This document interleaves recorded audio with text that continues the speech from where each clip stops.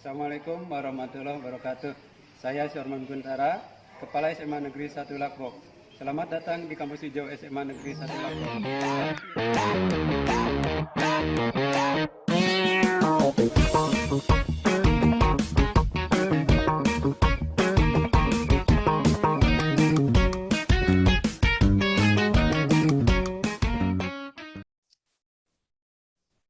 Assalamualaikum warahmatullahi wabarakatuh. Halo anak-anak, salam sejahtera untuk kita semua. Sebelumnya saya ingin ucapkan selamat kepada kalian karena kalian sudah menjadi siswa-siswi SMA Negeri 1 Lakbok.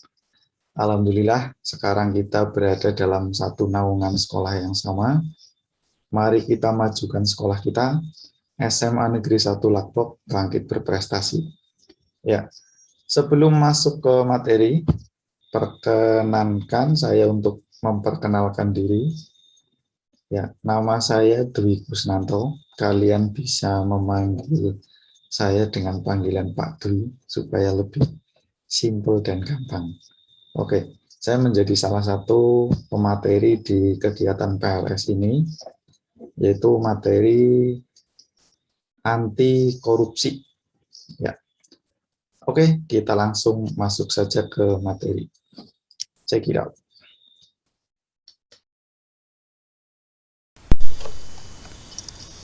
Oke, bismillahirrahmanirrahim. Kita langsung masuk ke materi saja yang anak-anak. Jadi materi kita hari ini adalah anti korupsi. Saya yakin kata korupsi adalah sebuah kata yang sudah tidak asing lagi bagi kalian. Karena maraknya tindakan korupsi yang terjadi di Indonesia. Mulai dari yang kecil sampai korupsi yang besar dan merugikan negara.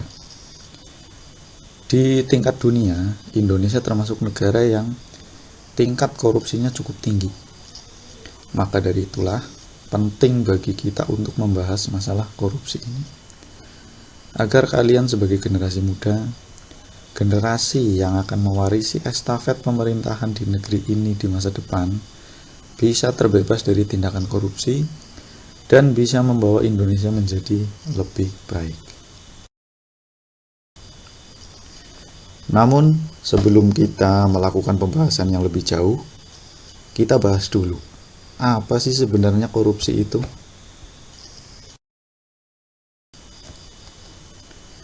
Jadi, sesuai dengan peraturan perundang-undangan di Indonesia, definisi dari korupsi adalah perilaku atau perbuatan yang tidak jujur, yang di dalamnya termasuk bentuk kebusukan, keburukan, kejahatan penggelapan, serta bentuk tindakan amoralis.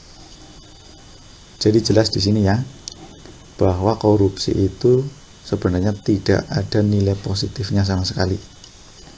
Semua bentuk dari korupsi itu adalah sebuah keburukan, karena tidak hanya merugikan orang lain, bahkan pelaku korupsinya pun pada saatnya akan ikut merugi juga.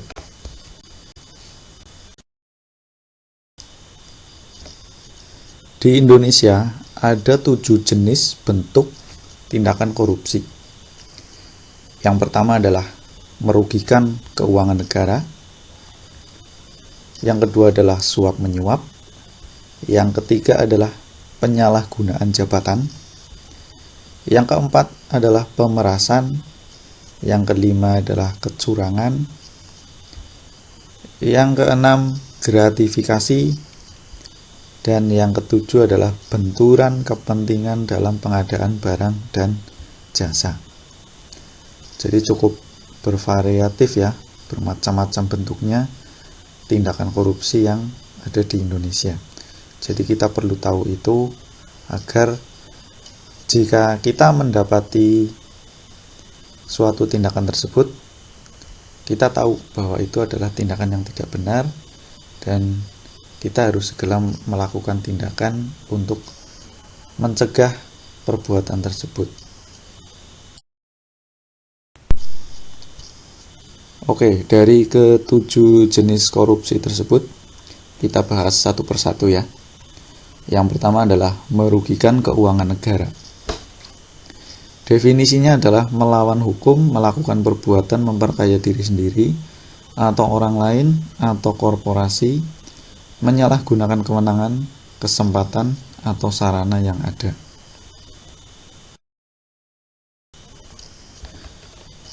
Jenis korupsi yang kedua adalah suap menyuap, yaitu memberi atau menjanjikan sesuatu kepada PNS atau bukan karena kekuasaan atau kewenangan yang berhubungan dengan jabatannya. Di dalam definisi ini memang disebutkan lebih kepada PNS, tapi sebenarnya praktek suap menyuap ini itu sangat merugikan di semua sektor, baik itu sektor pemerintahan atau sektor swasta. Jadi contoh kasus dari jenis korupsi ini antara lain adalah misalkan ada seorang karyawan yang ingin pangkat atau jabatannya naik, tetapi dengan cara memberikan atau menjanjikan sesuatu kepada atasannya agar kenaikan jabatannya bisa dipercepat atau dipermudah, karena atasannya tersebut memiliki kuasa untuk menaikkan jabatan bawahan-bawahannya. Nah, cara-cara seperti ini adalah cara yang salah. Ini adalah cara yang ilegal dan melanggar hukum, dan biasanya sangat merugikan instansi di mana karyawan tersebut bekerja. Hal yang seharusnya terjadi adalah karyawan tersebut bisa naik pangkat atau tidak itu dilihat dari prestasinya dalam bekerja, bukan dengan cara menyuap seperti ini. Itulah kenapa jika hal ini terjadi di suatu instansi, biasanya instansi tersebut akan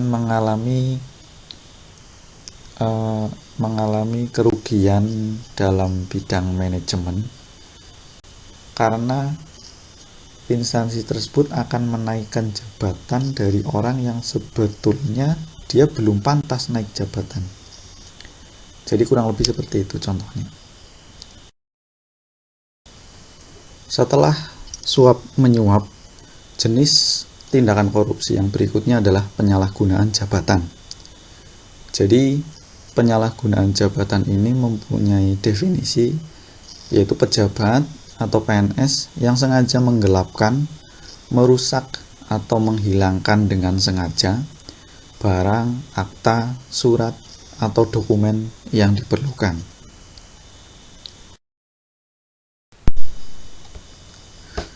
Setelah itu, jenis yang berikutnya adalah pemerasan, yaitu PNS atau penyelenggara negara dengan maksud menguntungkan diri sendiri atau orang lain secara melawan hukum atau dengan kekuasaannya memaksa seseorang untuk memberikan sesuatu, membayar atau menerima bayaran dengan potongan untuk dirinya sendiri.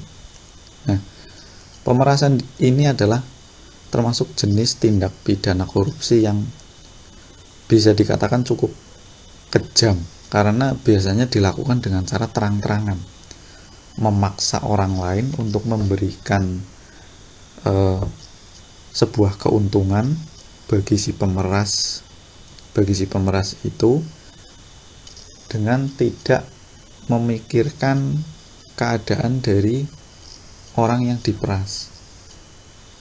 Nah, ini adalah cara yang sangat tidak bermoral dan sangat merugikan orang lain.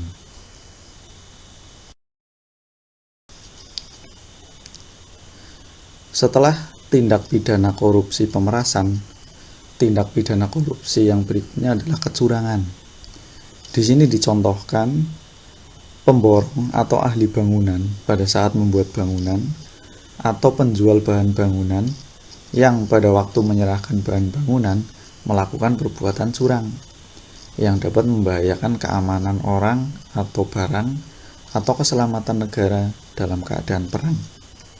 Nah, kecurangan yang dimaksud di sini adalah semisal ada orang yang seorang pemborong yang mendapatkan proyek membuat jembatan atau gedung.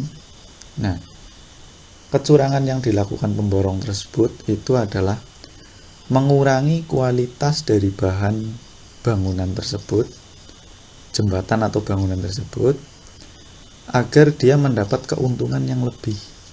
Nah, secara otomatis kualitas dari bangunan yang dibuat oleh pemborong tersebut itu akan tidak sesuai dengan standar. Nah, itu sangat membahayakan. Karena bisa jadi bila jembatan atau bangunan tersebut digunakan, itu akan mengalami kerusakan atau bahkan mungkin hancur pada saat sedang digunakan. Nah, itu sangat merugikan orang lain, baik dari sisi materi ataupun keselamatan.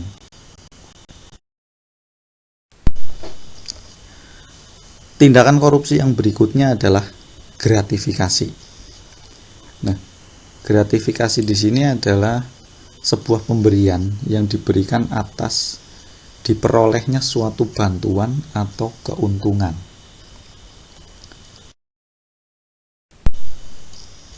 Kemudian jenis tindakan korupsi yang terakhir adalah benturan kepentingan dalam pengadaan barang dan jasa.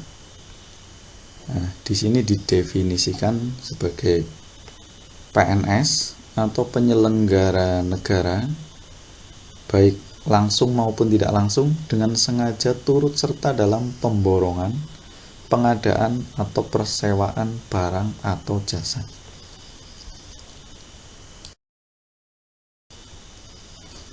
Setelah membahas 7 jenis tindakan korupsi yang ada di Indonesia, ketujuh-tujuhnya itu memiliki dampak buruk. Di sini dituliskan ada beberapa dampak buruk dari korupsi. Yang pertama adalah lesunya perekonomian. Jadi, jika perekonomian suatu negara itu sudah lesu atau melemah atau menurun, itu biasanya tingkat kemiskinan akan meningkat. Nah, di sini dituliskan di dampak yang kedua ya, meningkatnya kemiskinan. Nah, setelah itu efek berantai akan terus terjadi. Semakin banyak orang miskin atau kalau tingkat kemiskinan semakin tinggi, biasanya efek berantainya itu adalah tingkat kriminalitas yang semakin meningkat. Nah, di sini dampak yang ketiga adalah tingginya kriminalitas. Itu sudah tidak bisa dipisahkan lagi. Itu sudah merupakan efek berantai yang saling terkait. Jadi kalau perekonomian lesu, ya kemiskinan meningkat. Kemiskinan meningkat, biasanya tingkat kriminalitas juga ikut meningkat. Nah, dampak yang keempat di sini adalah demoralisasi. Kemudian yang kelima adalah kehancuran birokrasi. Akhirnya birokrasi sudah tidak bersih lagi. Jadi banyak tindakan-tindakan curang di dalamnya. Secara otomatis ke dalam sistem kenegaraan yang lebih besar adalah terganggunya sistem politik dan pemerintahan. Nah, jika sudah sampai ke dampak yang keenam yang terakhir, terganggunya sistem politik dan pemerintahan, itu kesejahteraan suatu negara biasanya sudah tidak stabil lagi. Jadi karena banyak kecurangan-kecurangan yang terjadi di sistem politiknya dan sistem pemerintahannya, secara otomatis kebijakan-kebijakan yang dikeluarkan oleh pemerintah tidak akan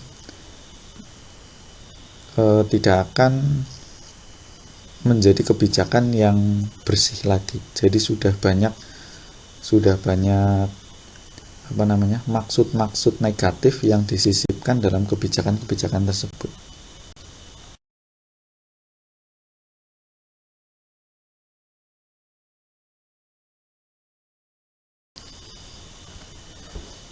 Dari dampak buruk yang ditimbulkan oleh tindakan korupsi, pemerintah juga tidak tinggal diam membiarkan hal itu terjadi begitu saja.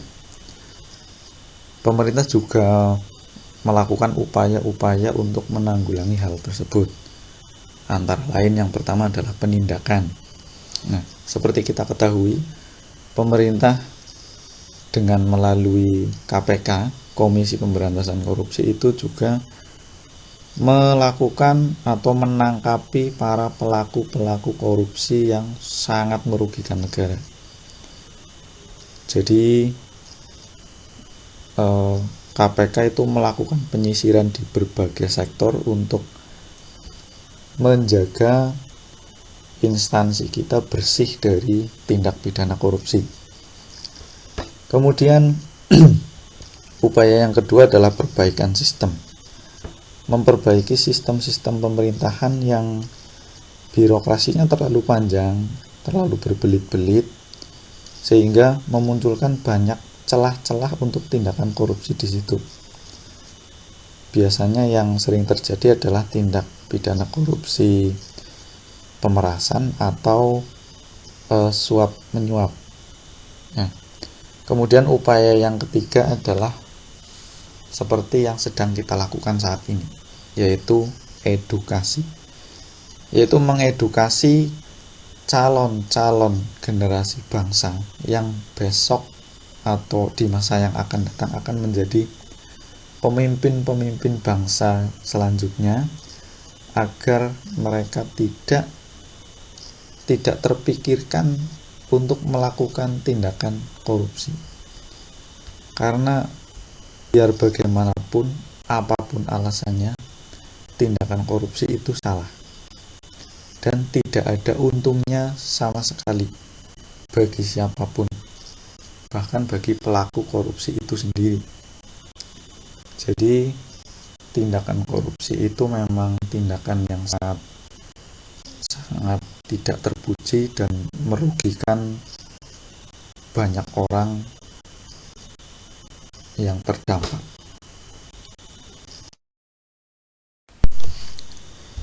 Upaya edukasi yang dilakukan pemerintah tersebut salah satunya adalah untuk menanamkan nilai-nilai anti korupsi. Nah, apa saja sih nilai-nilai anti korupsi tersebut? Ya, di sini bisa kita lihat bareng-bareng ya. Jadi nilai-nilai anti korupsi tersebut antara lain yang pertama adalah kejujuran. Dan yang kedua adalah kepedulian. Yang ketiga adalah kemandirian. Keempat adalah kedisiplinan. Yang kelima adalah tanggung jawab. Yang keenam kerja keras.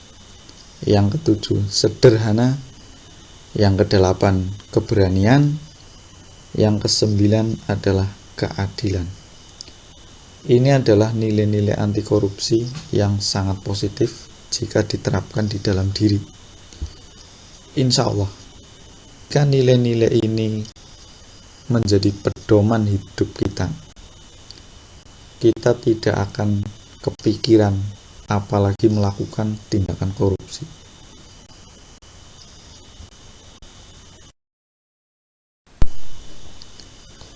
Langkah awal yang harus kita lakukan untuk ikut andil dalam pemberantasan korupsi adalah cukup simpel sebenarnya, yaitu berani untuk jujur, karena jujur itu hebat. Katakan tidak pada korupsi demi negeri ini yang lebih baik.